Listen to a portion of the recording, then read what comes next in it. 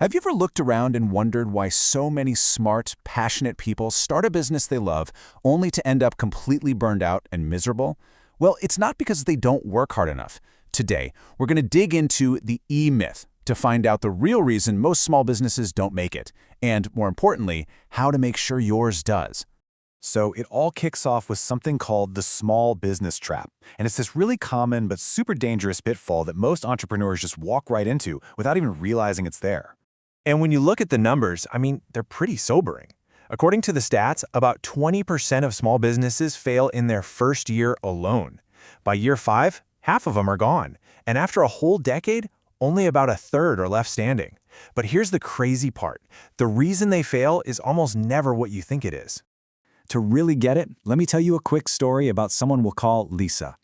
Lisa was a genius at making these incredible artisanal soaps. Everyone, friends, family, they all said you have to start a business. And so she did. But you know what? Just 6 months in, that dream had turned into a total nightmare. She was drowning in orders, dealing with suppliers, paperwork, and she started to absolutely hate making soap, the one thing she used to love. That right there is the trap in action. And this brings us to the big idea, the entrepreneurial myth, or the E-myth. It's this fatal, and I mean fatal, assumption that just because you're good at a technical skill, like making soap, or baking amazing bread, or writing code, that you'll automatically be good at running a business that sells that skill. As Lisa found out the hard way, those are two completely, and I mean completely different things. You see, the reality of being a business owner is that you're not just one person. You're actually trying to be 3 different people all at the same time. And a lot of the time, these 3 people are basically at war with each other. So let's meet them. Okay, so first up, you've got the entrepreneur. This is the dreamer, right? The visionary who's always thinking about the future, the big picture. Then there's the manager. This is the part of you that craves order, the planner who creates systems to keep everything from catching fire. And last but definitely not least, you have the technician. This is the doer, the hands-on expert who loves the craft and actually does the work. And here's the key. Most people start their business as a technician. And this quote just nails the problem perfectly. When you decide to become your own boss, you don't get to just take off the technician hat. Nope. You just pile the manager and the entrepreneur hats right on top of it.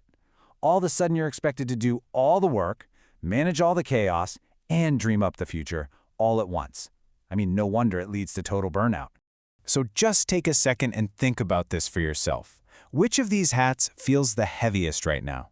Are you stuck in that day-to-day grind, just being the technician? Or are you drowning in plans and spreadsheets as the manager? Figuring out where you're stuck, that's the first step to getting out.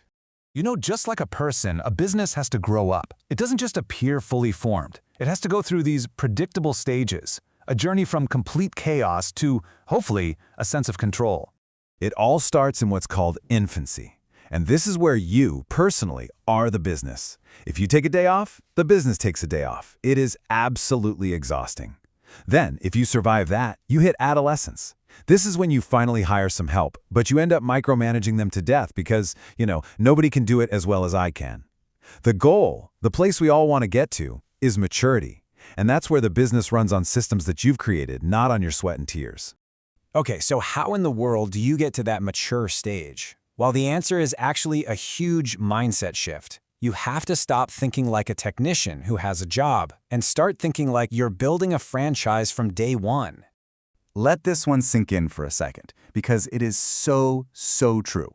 If your business literally cannot function without you personally grinding it out 24/7, you haven't really built a business. What you've done is created a job for yourself. A very demanding, high-stress job with the toughest boss you could ever imagine. You. And this is the reframe that changes the entire game.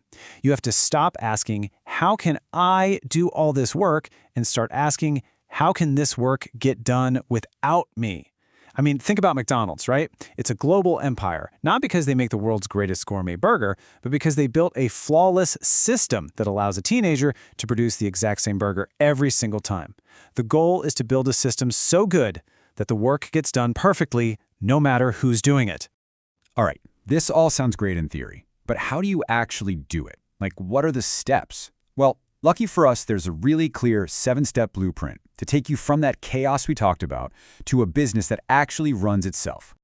So it all has to start with your vision. You got to know exactly what this business will look like, feel like, and act like when it's finished. From there, you build an org chart, but not for the people you have now, for the roles the business needs to achieve that vision.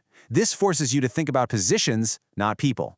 But the real magic, the absolute heart of it all, is building the systems. These are the documented, step-by-step processes for everything that happens in your business. This is what lets you unplug. And once you have those systems, then you can staff the roles, market your now consistent product, get your finances in order, and just keep making everything a little bit better over time. This is the roadmap. So, really, here's the bottom line. Your job has to change. You've got to stop being the star player on the court, running around trying to score every basket. You have to become the coach on the sidelines.